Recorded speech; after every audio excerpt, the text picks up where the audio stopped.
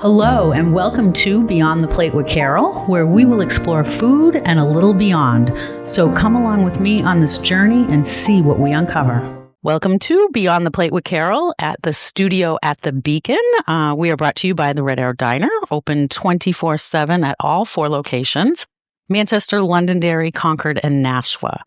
And we're just going to jump right on in. I'm really excited about this next guest. I am here today with Sip Woodod. Yes.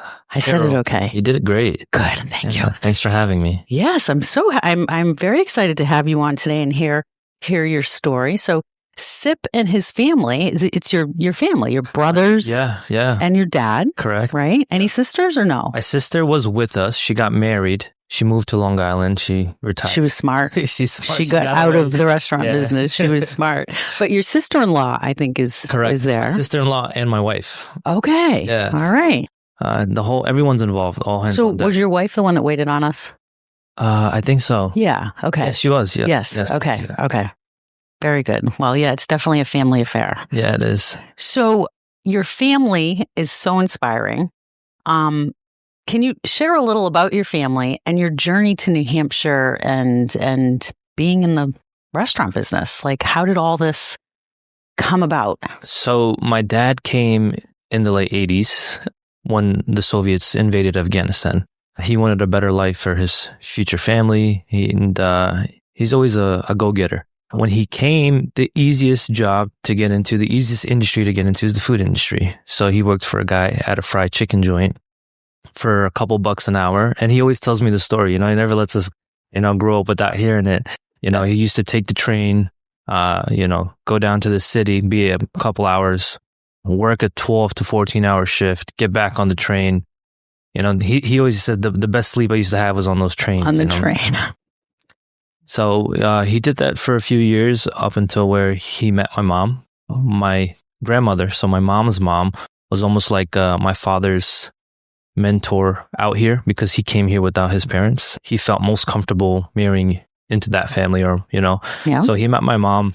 They had a really tough life early on. I think the older I get, the more I realize how tough it is. We recently had a wave of refugees come into Manchester, New Hampshire.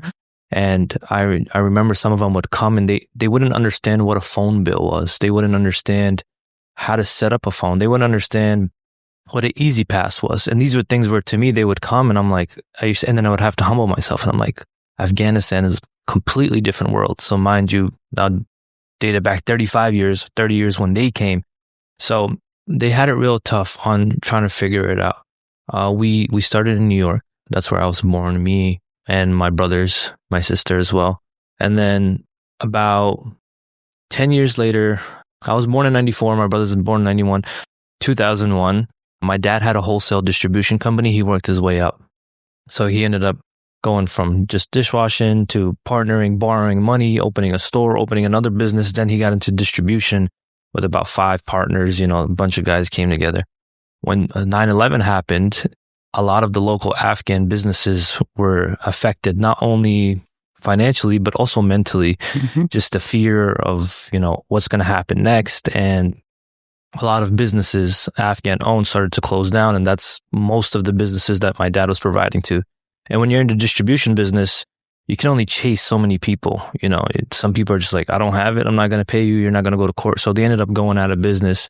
And we struggled for those years. And my dad said, I think we have to relocate. He sold his share of whatever was left in the distribution business and said, let's relocate to Connecticut. He buys 3 fried chicken. He builds 3 chicken stores, all in Hartford, Connecticut, within a couple miles of each other. At this point, I'm about 11 years old. My old brother is 13. So he's really just doing this all on his own, just trying. Wow. He didn't do so well there. And I don't think he's to blame. I think it took a few years to transition into it.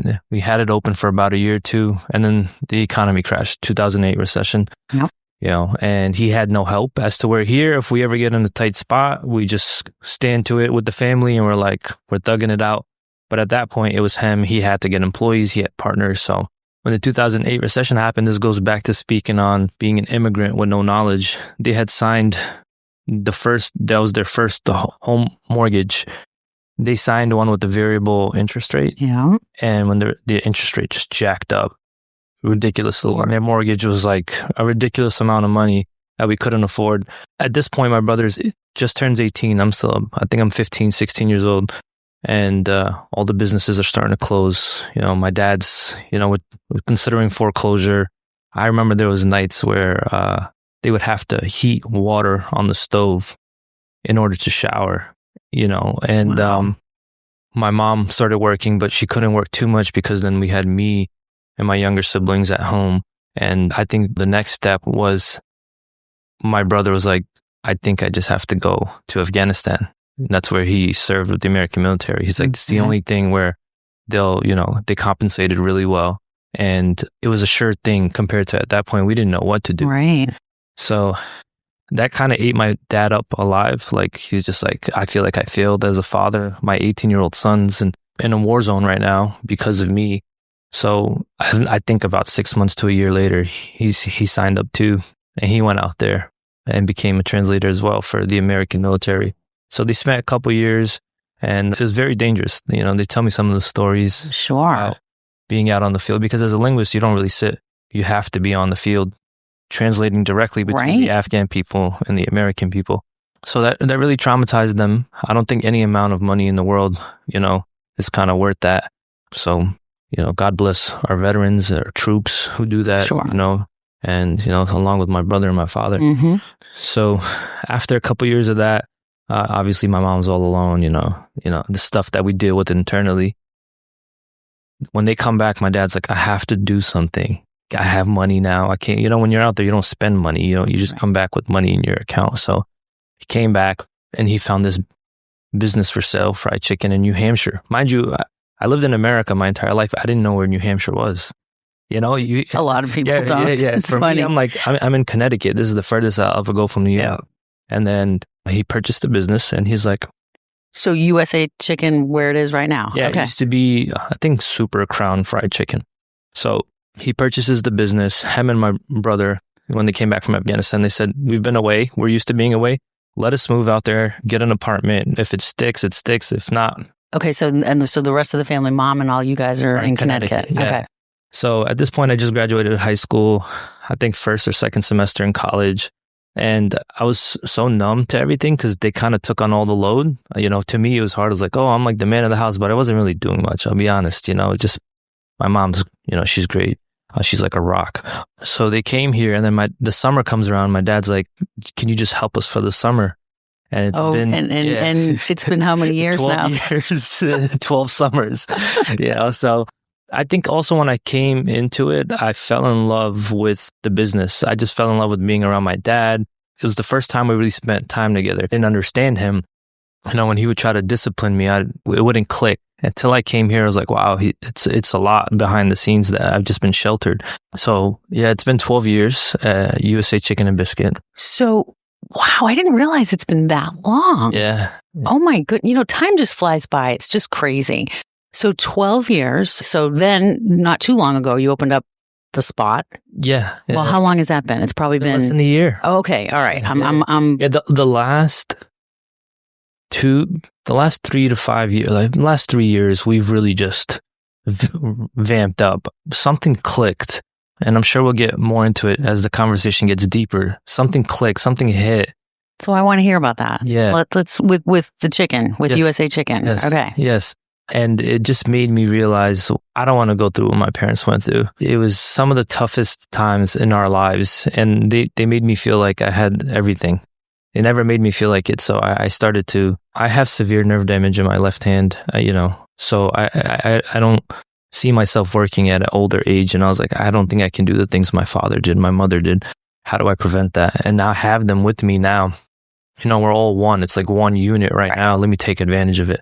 So in the last 3 years, we opened, what kicked it off was the second location of USA Chicken in Nashua. That's when I started to learn to be a bit more independent. And then I had the spot concept, the Halal Spot concept for 5 years in my notes, and no one believed in it. And I took initiative and I branded it. I had everything ready. We were negotiating a lease on the South Willow location. I think Clemento's was there before us. There was a wing place there before us. Yep. So our business associates were like, please don't take it. That's where restaurants go to die. Like, don't. And I remember sitting there in the parking lot one day and I see just the amount of people going to La Coretta. And I was like, it can't be. The people are coming to La Coretta, you know, they do great, not to take anything away from them. And we signed the lease. And, you know, I think that's when I realized you should believe in yourself if you have something. And we opened the second location of that in Merrimack, and then came Rumi. So 2 USA Chicken, Nashua and Manchester, and then 2 spots, Merrimack and Manchester. Correct. And then we'll get to Rumi. Yes. Yes. So back a little bit to, you know, you had the concept of Spot, the Spot or Spot? The Spot. The Spot, yeah. How was your dad? How did your dad think of it? Like, was he, you know, you said they really weren't, you know, not too sure, like, you know, so what made you convince them? Because it sounds like you guys do everything as a family. Yeah, that's a great question. I never directly disobeyed my dad. I had a hard time doing so. I wanted him to 100% believe in something. Even when I was dropping out of college, I don't know if you know about this, but I was in the music industry as well. I made a significant impact. That's what brought all my marketing creativity to the restaurant industry. I've had a hip hop album be number 5 on the iTunes charts. I've millions of streams. I've done shows for thousands of people. I've done tours. I've been on stage. And I remember sitting in the car one day, and mind you, the music industry and growing up as a Muslim kid, they're like 2 different worlds. They will never cross paths. So I was sitting in the car. We're driving to Connecticut from New Hampshire to see my mom, because at that time we're still doing the back and forth thing. It's like, Dad, I don't think I could do 3 things. I don't think I can do school, work at the business, and music. At that time, I dropped my first music video.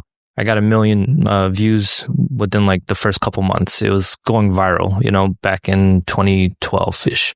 So he said, okay, so what's the solution here? And I was like, I don't want to go to school. I see a future in music and I'll help you out at the store. So he believed in me and my choices, but I had to get the okay from him. Throughout that music career, I made a lot of bad decisions that led me to not have his complete trust when it came to ideas again. So the hip hop industry is just not an industry that aligns with family values. They're just 2 different. You have to be you don't really hear about too many besides Will Smith, you know, a family friendly guy that. Yeah, it's different. It's different. Correct. Yeah, I know what you mean. So who I was at core wasn't the person I was trying to, you know, perceive, or the person trying to represent. And I had to be that person in order to get views and attention. So I started to slowly become that person. And I could see that my dad, although he loved me, supported me through it all, he didn't like the person I was becoming. So in 2019, I have this idea. I haven't pitched it to him, no one yet. I haven't pitched it to anyone yet. At that point, it's just on my notes. In December of 2019, the incident happened. I was shot outside of the Red Arrow Diner, and I spent 2 weeks in a coma. And then waking up, I think that first year, I was just trying to recover. I didn't even care about business. I just wanted to be alive. At the same time, on that same night, my brother was also shot. Rest in peace to Charlie Kirk as well. Just to reference that, my brother saw that video the other day, and he was like, the first thing he said was like, that's what you look like to me, you know, laying on the floor. Couple weeks after that situation, my older brother goes back to work. No therapy, no time off, just back in the business. And there was a whole lot of noise that most people didn't realize on the social media aspect because of who I was in the music industry. And it was kind of eating my brother up alive. And everyone was focused on me so much that I was like, oh, well, he's always been the tougher one. He's fine. This is the baby. We have to take care of him. And he lost his arm, you know, so we have to, the focus is here. Everyone's neglecting, you know, what was here. That obviously wasn't the healthiest thing for my brother. There was a scenario where not too long after, he hired someone in a peak of COVID. You know, no one was working, and former employee. We probably don't need to. Yeah, it just was a situation that, you know, if you know, you know. So all this stuff is happening while the spot is in my notes. And my dad doesn't believe in us anymore. We ruined all the trust he had. Look at the amount of negativity. You know, the first thing I said when I met you was I apologize for bringing that to the Red Arrow, because I understand. I saw it with my father, the negativity that we brought to USA Chicken. It was just heart-wrenching. And the only thing I thought about was, how do I fix this? He's tried his entire life to make things better for us. And we had signed the lease for USA Chicken in Nashua. It was a full build out. It wasn't a former kitchen, so it was a tough project. and my brother was incarcerated at the time. My arm didn't work. I remember the first time I go back in the kitchen, a customer came in and I couldn't give him change because I didn't know how to maneuver with one hand. I couldn't open a shopping bag because, you kind of whip it usually. Now I remember thinking, this is going to be the toughest thing ever. And I was blessed to have a good group of mentors around me, specifically one of them is a professor at Harvard, Dr. Ali Aziz Sultan. And he brought me into a network of people who were very forward thinking. And one of them called me and said, I know that you're miserable right now, but you have to try to fall in love with what happened to you. And I thought he was crazy. I'm like, You needed to embrace it. Yes. And at that moment, up until that moment, I didn't, because I always thought I was like such an innocent kid in my head, because I knew my heart. I'm like, what did I do to deserve this? I didn't feel like I deserved any of it. I didn't have any ill intention going up to that specific situation, or I never had the intention to hurt anyone. So I was wondering why God punished me. And then I realized there was a beauty in it. If I did get into anything and I just walked away fully healthy, I'd be more arrogant than ever, because at that point I was pretty arrogant. I thought I was untouchable. I just started to believe that I was here for a reason. And that's when I went number 5 on iTunes and I dropped a hip hop album and it did really well. And then religion of Islam, we practice something called Ramadan. I'm sure where you fast for 30 days from a couple hours from dawn to sunset. And, I had a lot of self-reflecting. I remember sitting there one day and crying, thinking, what kind of example am I setting? I had a chance to redo everything, and I came back out of that situation going down that same path. And like, what's the end goal here? And that deep reflecting led me to thinking, I never want to feel like this again. I never want to feel like I'm not enough. And I just started learning the business. I put the music aside and I said, all the effort I'm putting there, I'll put it here. And we opened USA Chicken downtown Nashua. And I remember even when we opened it, me and my dad would clash a bit. We'd just be like, well, that's not how you do it. And I kept my head down and I'm like, this guy's done the world for me and there's no arguing. I'm just going to keep proving him wrong or proving him right. As we approached the lease negotiation for South Willow for the spot, I think that's when it hit him like, all right, at least he's trying something, positive. Let me believe in him. And even when we first opened, he's like, I don't know. He's used to a large menu, a variety of items, sticking to his dream was that the entire family sticks to one business and we just do it and make it the biggest restaurant we possibly can.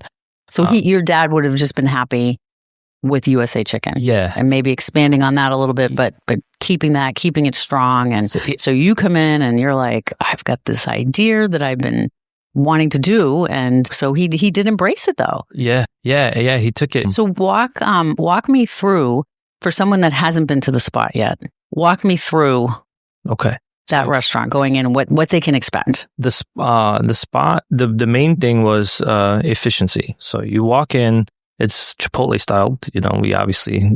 We follow a lot, not to go on a tangent, but a lot of people follow local businesses. They try to compete with another local business and say, well, I'm going to do. We always try to follow the big fish because they have studies, they have data, they have everything that we don't have. So with the Chipotle thing, we were like, well, there's no Middle Eastern cuisine that is in that. Kava is kind of Mediterranean, but it's not really deep Middle Eastern. So my concept was just people come, build a spot, bowl, and they can go out. At this time, I'm talking to my brother because everything I would do, my brother would be incarcerated. I would tell him the ideas just so he can live through us, Be a part of it. Be a part of it, exactly. And he's like, I feel like we have to add a couple more things to the menu. And I'm like, no, that defeats the purpose. The reason we're doing this is because at USA Chicken, the number one, even last month, the number one reordered dish on DoorDash was the spot. So it's, yes. So that's I remember I would tell my dad, and just to backpace it, when I came from Connecticut to help them, I said, Dad, I worked with my uncle in Connecticut. You have to introduce this dish. It's chicken and rice with sauce. It's like all in one plate. People love it. And he's like, this isn't the city. This is New Hampshire. They don't care about city food, And then eventually I bought a board. I didn't put it on the menu and I put it on the side and I said, daily special. And I put it there and he's like, all right, we'll try it. And, to now it was the number one dish at USA Chicken for the last 12 years. So, I love it. Yeah. So we implemented that into the spot. We said, my brother comes and he's like, I think you should add smash burgers, all the new trends, you Right. should do some tenders, some wings. Well, I love too that, burger and tenders. It's like, how brilliant is that? Because I like to eat a little buffet of things. So, because I know we have our GM meetings up in our conference room up there. And one day I'm like, I'm bringing lunch. And I went over to the spot. I think you had maybe been open a few weeks or maybe whatever. It was early on, but it didn't matter. I think I got like over $100 worth of stuff and took it back here, and we just all devoured it. I just got a bunch of different things, and so that's credit to my brother in terms of food. He loves cooking. When we go out to eat, he's the guy that sits and orders for 12 people. He's the foodie. So when he came, his big thing was everything has to be fresh. That was the big transition from USA Chicken to the Spot. Was we only have a freezer, and it's for fries. Because people for some reason don't like the fresh fries, and it's a bit. Well, you got to do them right, and if you don't do them right, it's a thing. It's a tedious thing. It is. That was his thing. He was like, if we're gonna do it, so the only thing we have frozen is the fries, but people love them. And that's okay. But everything else, all the meats, everything's fresh. It's never frozen. All the tenders are hand breaded per order. So let people, give them an idea of the menu a little bit. Yeah. So you can come in, make your rice bowl. We have options of chicken, beef. You can add beans, all the kind of veggies that you like. The second popular hit is the smash burger. People get the combo with the tender and the fries, so you get a burger. I think it's for $12. We have chicken and waffles. We have the Nashville hot, the chicken sandwich. So everything is sourced from. I love all your sauces. You have a ton of sauces, and I love that. And they're all unique. So sometimes people come in and they're like, "You have ranch?" And we're like, "No, we have white sauce." And they're like, "Where you have barbecue?" No, we have golden barbecue. So that was, again, credit to my brother. He kind of put all that together. And what we do is we sit as a family and we try it, and we do a family decision. Yeah. Thumbs up or thumbs down, and I love it. Getting a lot of thumbs up. Now, does your mom get involved in that? Not in the fast casual spots. So in USA Chicken or the Spot, she was never involved.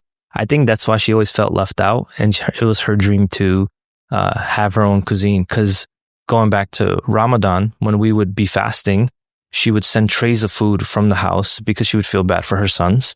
But she would send enough for the staff, and if a few customers would want some. And it was just like a backroom thing, So we would break our fast and we would see friends. We're like, "You want to try my mom's food?" And we'd send them out back, and they'd try my mom's food, and they'd be blown away. Like, we've never had flavors like this. Like, Oh, so this is Rumi now. Yes. Okay. I'm getting it as you're talking. I'm like, oh, that's So mind you, this is years and years ago. This is before 2016, 2017. Of just like my mom sending food from the house, and then like the local community just being like, "Oh, your mom's food." It was like a thing, if you knew, you knew. And that's where the idea would always it would be, plant a seed there. Like, oh, one day, and her dream was, I always told her, I'm going to open your restaurant. Her name's Layla. I was going to say, I'm going to open your restaurant called Layla's Kitchen. And we were going to do that for a while. Rumi was supposed to be named Layla's Kitchen. Then we said, let's make it a bit more brandable. Rumi is a poet from, Afghanistan. Ah, okay. So This episode is powered by Red Arrow Diner. All 4 locations officially open around the clock. Swing by Manchester, Nashua, Concord, or Londonderry whenever hunger hits. From pancakes at 2 a.m. to fries and gravy for breakfast, we've got your cravings covered. Red Arrow, New Hampshire's favorite 24-hour diner tradition. Let's just go back to Spot before we go on to Rumi. What happened with, I remember hearing about it on social media, bringing in chips. Yes. And then that was like so cool. Yeah, that was Keith. Keith, I don't remember his last name. A guy on New Hampshire Eats. He put up a post, and it was a pretty long post. And he says, "Hey guys, there's a bunch of places all throughout America that you bring a dish and they make it for you." And he wrote it in a way that wasn't readable, and a lot of people were just giving him New Hampshire Eats stuff. They're eating them up alive. And I look not being nice. Yes. And I look at my brother and I said, we've been talking about doing it, because we look at all these, food on social media from Virginia, the Flavor Hive truck. That's what they started it. You bring a bag of chips, you put chicken, beef, veggies, sauces, all that stuff. It's like a walking taco. And I looked at him, I said, let's make this guy happy. So we tagged them and we said, hey, anytime you want to bring anything in, bring it in. We'll add our stuff onto it. And Keith's never stopped in, but a lot. Really? Yeah, he messaged us like a few weeks ago, like, hey, I'm sorry, I've never got to stop. I think he may live further out somewhere. But since then, so many people have, to the point where we just put a assorted bag of chips, and people come in and they get it. They take the yeah, they open it, and when we build it for them. So that's like an off menu thing that it's not listed on the menu. Kind of like a secret item. Yeah. All places have secret items. Exactly. So yeah. very cool. Yeah. Very cool. I love it. Yes. And so you have 2 spots. Correct. Yes. Merrimack. Yes, Merrimack opened just a few months ago. That kind of fell in our lap after we tried to do a USA Chicken there in Merrimack. Went to the planning board meeting, and then we passed, and then just it wasn't for us. So we walked away, and then we found a former restaurant, Hana's. It used to be Hana's, and turned it over in a few months, and we opened our second location. Nice. They're right off of Exit 11 in the Shaw's Plaza. So it's a good location. The feedback's great. We love Merrimack. Yeah, we love it. Yeah. Good. Yeah. And, and I keep saying, before we get on to Rumi, let's go back to USA Chicken. So walk somebody through. I have to say, I have not been there. I have to go because I love fried chicken. I mean, who doesn't like fried chicken? I mean, seriously. Yeah, fried chicken is good when it's done right. Is it like the broasted chicken? Is that? No. Okay. Yeah, it's just deep fried, single breaded. It's not double battered, so it's not like heavy breading. We season our chicken overnight, and then the next day we bread it and we drop it per order usually. It's funny you say that because I remember about 6 months ago, a couple walked by, and as they were walking by, my dad's telling me the story. About halfway through the door, they stopped in, they open the door, they order, they sit down. My dad's noticing all this. And on their way out, they get up and they're like, we walked past this place for the last 10 years and can't believe we've never stopped in. And it goes back to the idea of we didn't know branding. We didn't know what that was. Even USA Chicken, that was kind of just my dad's thing. And we've been branding it since then. But from the outside, you don't think much of USA Chicken. You just think it's a dive of a place. This is where the late night eats happen and stuff like that. The same soul we put into the other concepts is in USA Chicken. That's the foundation of it. Ultimately, it is fast food, it is grab and go stuff. But is it good fast food? It's great fast food, I can't wait to go now. I'm mad. I'm shameful that I haven't. You don't know till you know. Yeah, I guess. Something gets you there. Well, my friend Neville goes. Yeah. He loves it. Yeah. I mean, he tells us about it. And I'm like, I guess. I mean, for me, I always struggle with my weight my whole entire life. So it's like fried chicken. I can't eat fried chicken. Like that's more for me what sticks in my head. But I get it. I work in it. So I know. You know what I mean? I know. I try to stay away, but it's tough. Like, it's mashed potatoes. Mashed potatoes. Yeah. Mashed potatoes. Yeah, mashed potatoes. So we have fried chicken. Our tenders are good. Our fries are a hit. Our seasoned fries. I love it. Are they crinkle cut? No, they're okay. Yeah, that's right. Yeah. They're straight. But seasoned fries, I love that. They're really good. Our fries are phenomenal. Yeah, and then we have spicy rice. That's like a big thing. I don't know if you're a spice person. I am. You are? Very. Spicy rice. It's funny. I remember when we first put it in, my dad was like, I don't think spicy rice is going to work out here. He thought it would only be like a cultural thing. Yeah, no. No. We all love that. Yeah. People are getting fried chicken with spicy rice and white sauce, and they're just devouring it, So, those are like our pillars, and then I think people fail to realize, and you would know this, is running a business in a city that's open late. There's a lot of things that happen that are out of your control, and that doesn't reflect the business itself. Right. Totally. So that's what we've been working on the last few years, is just working on the core of the businesses and just making sure they're good. And so all these locations, is family, there must be family in each one? Yeah. So, I mean, the way it works is every morning we go to our locations. So my younger brother, Mo, he runs Merrimack. My oldest brother runs the Spot in Manchester. I run Nashua. Dad and my baby brother run Elm Street. And then that's why we're only open for dinner at Rumi, because we're all active in the mornings in our other restaurants. Right. And then we come to Rumi around 3, start doing our prep. My mom's there a little bit earlier. And then we open for dinner at Rumi from 4 to close. So we're pretty tired right now. No kidding. Yeah. We have a great team.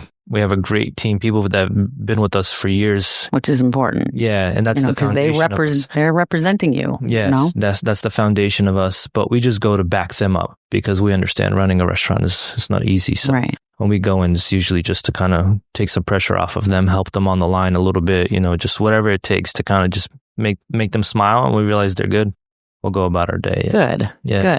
So Rumi. So let's talk about Rumi. I know I saw your social media posts and I'm like, we have to go check this out. Like he's saying this is like the best restaurant. I'm like, that's a challenge for me. Yeah, that is so your mom, I mean, that she must be like so happy. She's finally into it and probably, she's with her family all the time. So that of course makes her happy. So to your point, she loves sleep more than anything in the world. Like sleep, doesn't matter. It doesn't matter what's happening if she's not sleeping, but she's, losing sleep over this because of 12-hour days, 14-hour days. And she's excited. She's so happy. And, her feet hurt. She hasn't worked a commercial kitchen. She always cooked at home, but she hasn't worked a commercial kitchen her entire life. And now she's doing it in her 50s. So, she's exhausted. May God bless her. But she's so happy at the core, and she's probably sleeping better now. Yeah. Literally, last night she's going up. She's like, it's the best feeling when you're tired and you get to sleep. And I'm like, you've always loved sleep, whether you've been tired or not. But she deserves the world. She's a sweetheart. Yeah, she's a sweetheart, and thankful for the community. I'm very thankful that everyone showed out, including yourself, to support her because you guys helped me. Well, I didn't even know that story, so I love it even more. I just love that. I love how it just kind of all comes together, really. So let's talk about menu items at Rumi. Yeah. And tell people, that haven't been and, you just opened, so what they can expect and it's mom's recipes. I just love it. So my mom loves to cook and there's a bunch of items that didn't make the menu because of how much she wanted to include. But I told her, I said, Mom, commercial kitchens are different. You want to control everything and then move forward. But the few items that we have controlled are the ones that are probably favored, in our household at least.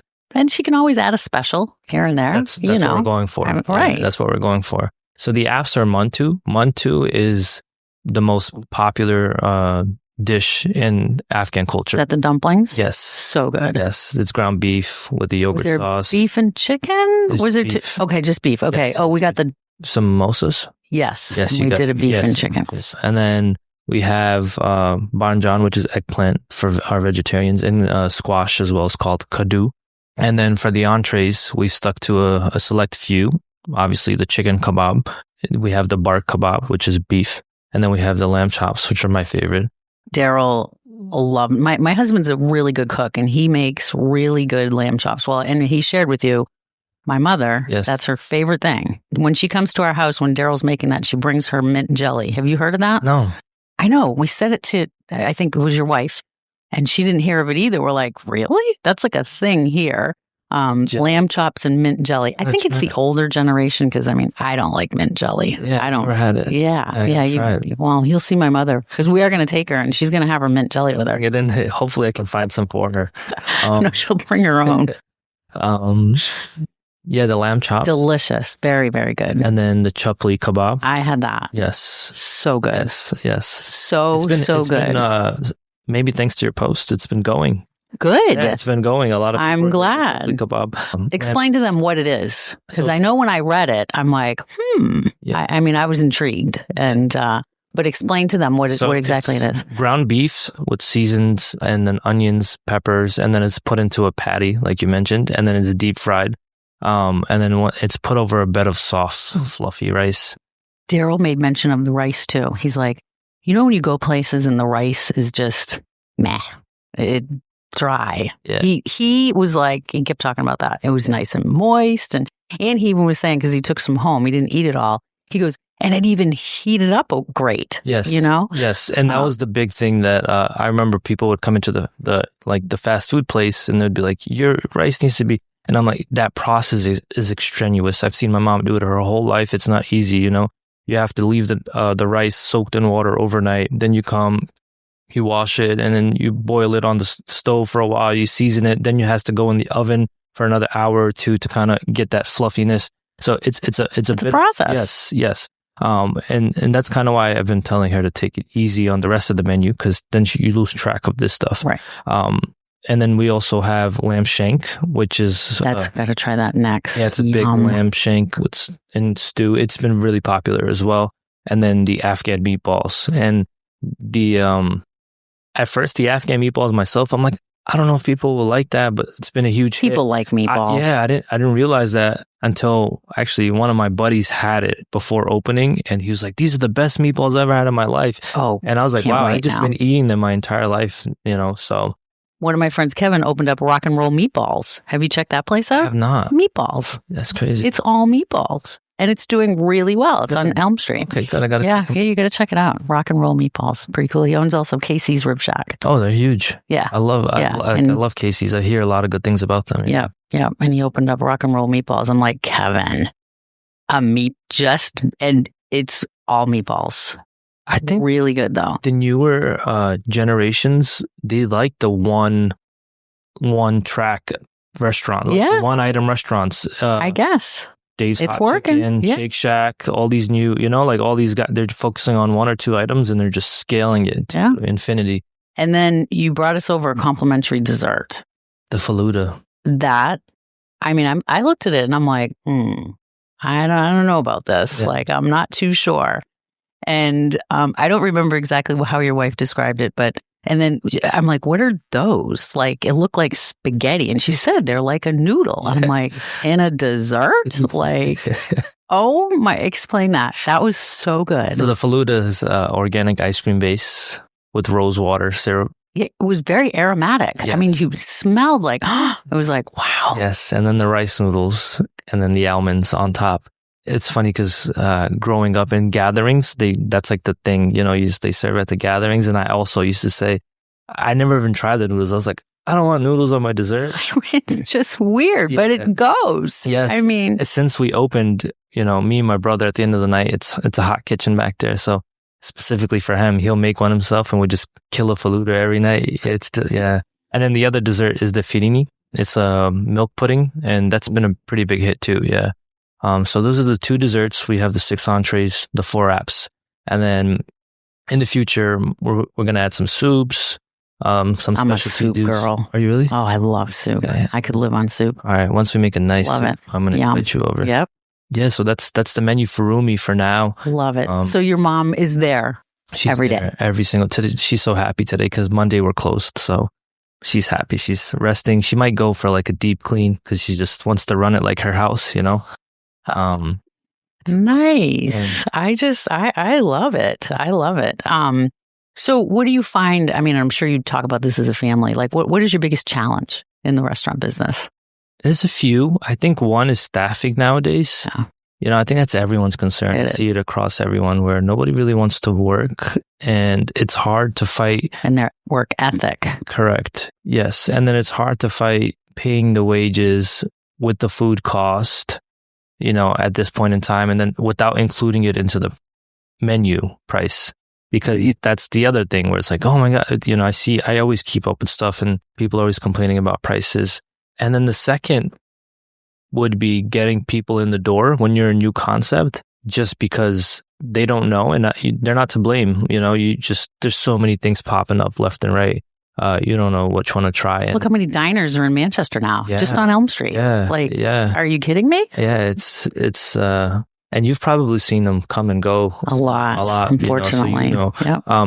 So let me ask you this: what differentiates someone from staying around to someone not? Is it just sheer work ethic, or is it? I think, definitely work ethic, quality and consistency. Yeah. Give them quality food and you got to be consistent with it.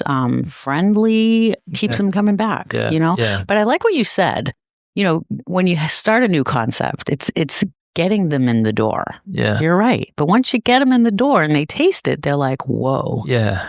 Like, our problem is never bringing someone, like once they're in, I'm like, oh, this is my world. Like, but getting them in. And I think that's why with the TikTok for Rumi, when I did say that, so I think what pissed everyone off was like Manchester, New Hampshire, aka Manchganistan, and people were like, Don't merge the two, and I just did it out of like being out of fun. Yes, I got that. But people, people even yesterday, some guy had the audacity to show his face, like his personal regular Facebook profile, message me something crazy. I'm not even going to give him light, but on the contrary, WMUR, yes, yourself spreading the word. We've been slammed. Good. Yeah, we've been slammed. So the hardest part of getting people in the door, we got blessed with this concept of just, great feedback and a great community support. So, but we tried in Salem. We had a USA Chicken in Salem. It was tough. That was right near my sewing store because I have a sewing store also. Oh, I didn't know. That's my fun job. And right in the McKinnon's Plaza. Just a little bit up from there. The Domino's is there and stuff like that, or is it a little bit further down by the gas station? Coliseum Plaza, okay, and then the next one. Okay. McKinnon's and Orange Theory. Had a tough time. Oh, okay. We had a tough time getting people into that location. It didn't work out for us, so we sold it. And that's okay. Yeah, I learned a lot. You do learn a lot. Yeah. Our second diner, which was Milford, we learned a lot. But if you don't learn, you don't grow. So, exactly. That's going to happen. And sometimes, you either make the mistakes early on or you make them later on. I'd rather make them early on. Yeah. And you got to know when it's time and move on and just, carry on. I think that location, it's a tough location, I think. Yeah. I think it is. Same thing. People were telling us the same thing about that. We proved them wrong with South Willow. So I remember my brothers, they were there. 3 of them were working that location to kind of build it up. And I was like, oh, well, I haven't tried. And they're like, do you think you're better than us? I was like, no. I just want to make sure that before we sell it, I feel like I tried everything so I have no regret. So towards the end, I did some marketing stuff. We even did like a free food day, to kind of, but it just, when it's bad, it's bad. But overall, we're happy with the decision we made. We had to put our focus on so many. I think 5 is good for us. We're at 5. And then after that, we're probably going to look into franchise. Well, that was okay. All right. Okay. So we have a franchisee in Methuen right now. We're building hopefully before the end of the year. A USA Chicken? Yeah. USA nice. Chicken. Yeah, Methuen, yeah. So that's exciting. Yeah, the hard part about having multiple brands is marketing multiple and different operations and different uniforms as to where you're, bulk ordering for one. But the pros of it is that you give franchisees options, people who want to come in. Some people believe in one concept more than the other. And then obviously it has a lot to do with demographic and location. You can find a location, you're like, well, this would work here, that would work there. Good. Well, this has been great. I do this fun little kind of thing. I'm going to just shoot some rapid fire questions at you. Okay. All right. Yeah. Early bird or night owl? Night owl. One food you could eat every single day? That's tough. I have like 3. That's okay. I'll say rice and chicken. Mama's rice and chicken. Of course.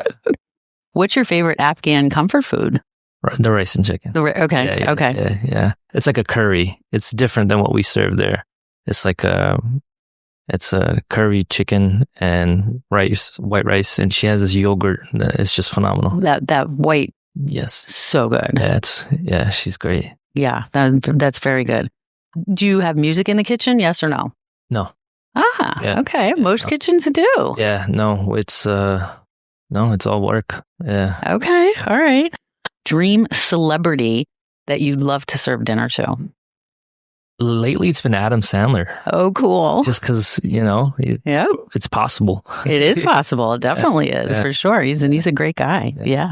Yeah. Sweet or savory? Savory. Me too. What's your favorite late night snack? Ice cream.